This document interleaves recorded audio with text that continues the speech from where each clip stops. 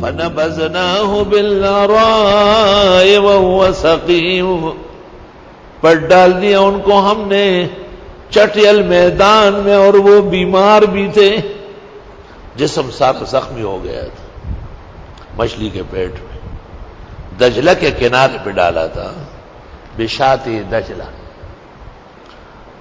وَأَنبَتْنَا عَلَيْهِ شَجَرَةً مِّن يَقْطِينٍ، اور اگایا ان پر درخت ہم نے کدو کی بیلی کی۔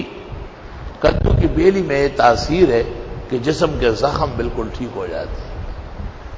یہ دل کی بیماریوں کا بہت بڑا علاج ہے کہ بس آدمی ہم وقت کدو جو ہے نا وہ ابالے اور اس کا شوربہ پیے اور ٹکڑے کھائے، اور چیز نہ کھائے۔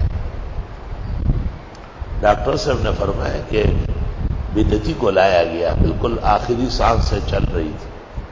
میں نے دیکھ لیا، چیک کیا، دوا لی کی، ایسے ہی 6 مہینے بعد بالکل صحیح سلامت آیا۔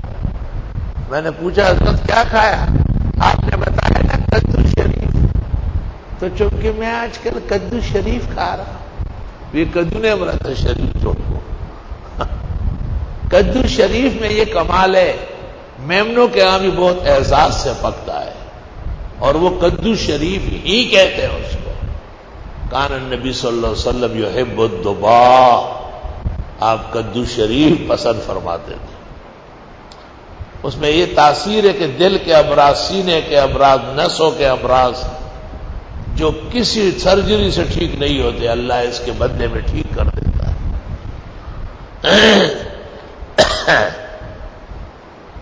ایک اور جاننے والے کا دل 10-12% کام کر رہا تھا، اور اس نے بھی کدو شریف شروع کیا، اور آج اس کا دل 80-85% کام کر رہا ہے۔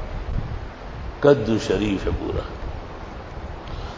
ایک اللہ کے مرسل پیغمبر کے لیے صحت کا باعث ہوا ہے، کیونکہ مچھلی نے کنارے پہ آ کے جو قے کیا اور حضرت باہر آئے تو پورا جسم زخمی تھا۔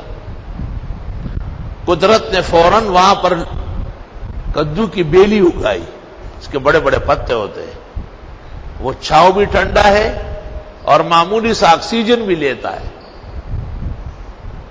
تو جو کام اس کا خوراک کرتا ہے، اس صورت میں ان کے بیلی کے پتوں نے وہ سارا کام کیا۔